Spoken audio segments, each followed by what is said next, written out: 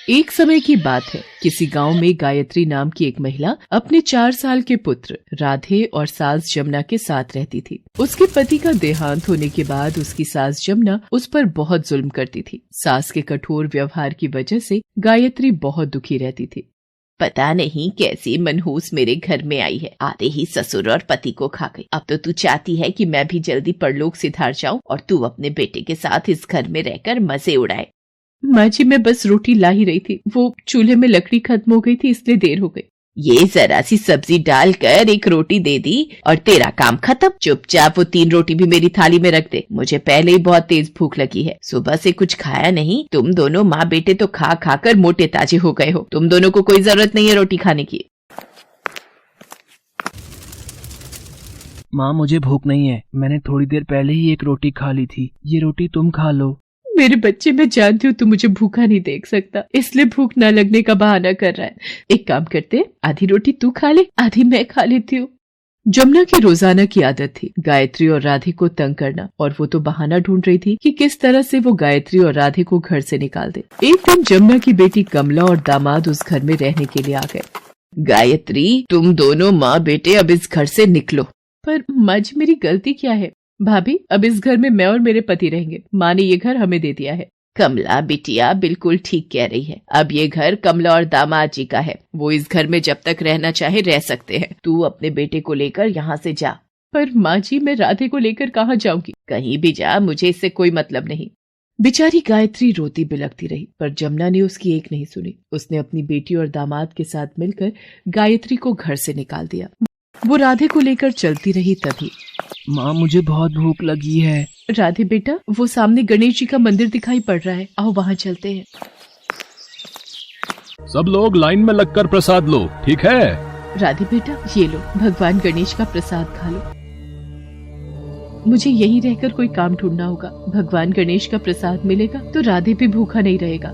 गायत्री राधे को लेकर गणेश जी के मंदिर में रहने लगी और वहीं पूजा और सेवा करके अपना जीवन गुजारने लगी। लोग वहाँ जो भी प्रसाद लाते, गायत्री उसे बंटवाने में उनकी सहायता करती। ऐसे ही दिन बीत रहे थे। एक दिन, गायत्री, बेटा तुम मुझे काम के लिए बोल रही थी। मैं सोच रहा था कि वो जो पहले फूल वाला बैठता था ना वहाँ, वो गांव चला गया है।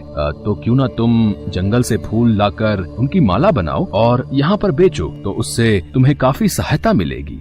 आप सही कह रहे हैं पुजारी जी, मुझे राधे की परवरिश के लिए मेहनत करनी होगी। गायत्री पास के जंगल से फूल तोड़कर लाती और माला बनाकर बेचती। धीरे धीरे उसका ये काम बहुत अच्छा चल गया और उसने पैसे कमाने शुरू कर दिए। अब गायत्री फूलों की माला के साथ साथ मंदिर के लिए प्रसाद भी बेचने लगी थी। त्योहारों पर गायत्री के पास प्रसाद और फूल माला के लिए भक्तों की भीड़ लगी रहती थी। गायत्री ने उन पैसों से एक छोटा सा घर बनवा लिया और एक दुकान भी खरीद ली। अब वो राधे के साथ दुकान पर खूब मेहनत करती थी। राधे भी अब बड़ा हो गया था।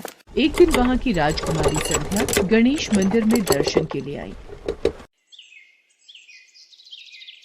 कितना सुंदर युवक है। काश। संध्या, ये लोग हमारी बराबरी के नहीं हैं। तुम जो अपने मन में नए सपने बुन रही हो, उन्हें यहीं भूल जाओ। भाभी, मैं इस युवक को अपना मन दे बैठी हूँ। मुझे इसकी सादगी बहुत भा गई है। मैं यदि विवाह करूंगी तो इसी युवक के साथ करूंगी। संध्या की भाभी महल जाकर सारी बात संध्या के भाई चित्रसेन को बताती है। संध्या, तुम्हें उस युवक में ऐसा क्या दिखा जो तुम अपना विवाह उसी के साथ करना चाहती हो? भ्राताश्री, मैंने उस युवक को अपना पसीना बहाते देखा है, दिन रात मेहनत करते देखा है। मैं कई दिनों से रोजाना मंदिर जाती हूँ और मैंने देखा है वो अपनी माँ की कितनी सेवा करता है। भगवान गणेश की सच्चे हृदय से पूजा करता है। वो किसी भी नजर से मेरे लिए उत्तम वर है।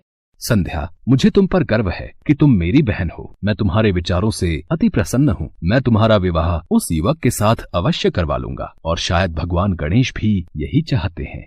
और उसके पश्चात चित्रसेन ने अपनी बहन संध्या का विवाह राधे के साथ धूमधाम से कर दिया। संध्या को बहू रूप में पाकर गायत्री बहुत खुश थी।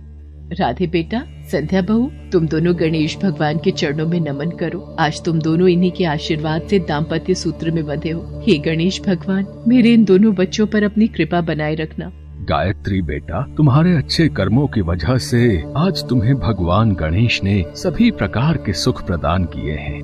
भाइयों, भगवान गणेश का ये मंदिर सचमुच चमत्कारी है। यहाँ आकर सच्चे हृदय से जो भी प्रार्थना की जाती है वो पूरी होती है। गायत्री को ही देख लो, वो कितनी गरीब अवस्था में इस मंदिर में आई थी और आज वो कहां से कहां पहुंच गई। तुम सही कह रहे हो भाई, भगवान गणेश की पूजा से सारी विघ्न दूर होते हैं। ये हमने गायत्री के साथ होते देख लिया है। राधे जैसे एक साधारण पुरुष के साथ राजकुमारी का विवाह होते देख लोग आश्चर्यचकित थे। भगवान गणेश के उस मंदिर के दर्शनों के लिए दूर दूर से लोग आने लगे और उस मंदिर में बहुत भीड़ रहने लगी। गायत्री और राधे पूरी तरह से धन धान्य से संपन्न परिवार के हो चुके थे। एक दिन जब राधे दुकान पर बैठा था, बेटा बहुत भूखी हूँ, पिछले 2 दिनों से कुछ नहीं खाया, मुझे कोई काम मिलेगा, बड़ी मेहरबानी होगी।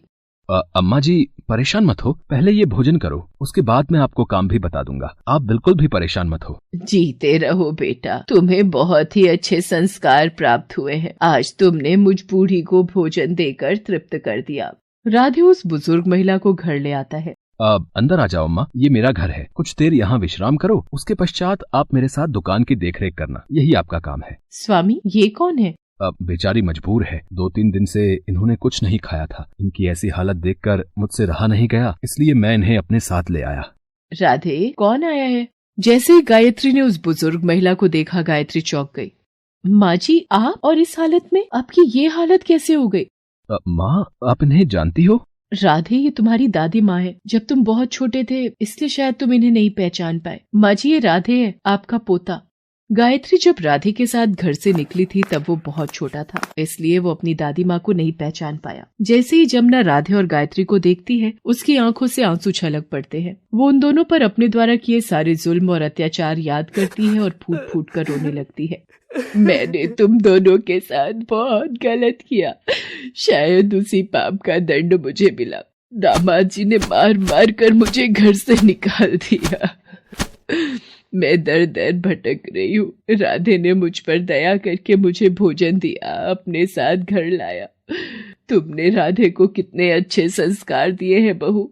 माँ जी ये आपका घर है, अब आपको कहीं भी जाने की जरूरत नहीं है। राधे आपका पोता है, आपको हमारे साथ रहने का पूरा हक है। ये सब कुछ आपका है माँ जी। राधे बेटा, संध्या बहू अपनी दादी माँ के पैर छुओ और इनसे आशीर्वाद लो। जमुना राधे और संध्या को आशीर्वाद देती है। उसकी आंखों में पश्चाताप के आंसू साफ दिखाई दे रहे थे। जिस परिवार को उसने घर से निकाल दिया था, आज वही परिवार उसके साथ खड़ा था। सब मिलकर भगवान गणेश के मंदिर जाते हैं और उनका आशीर्वाद प्राप्त करते हैं। आज जो कुछ भी गायत्री के पास था वो सब उन्हीं भगवान गणेश जी की कृपा से था।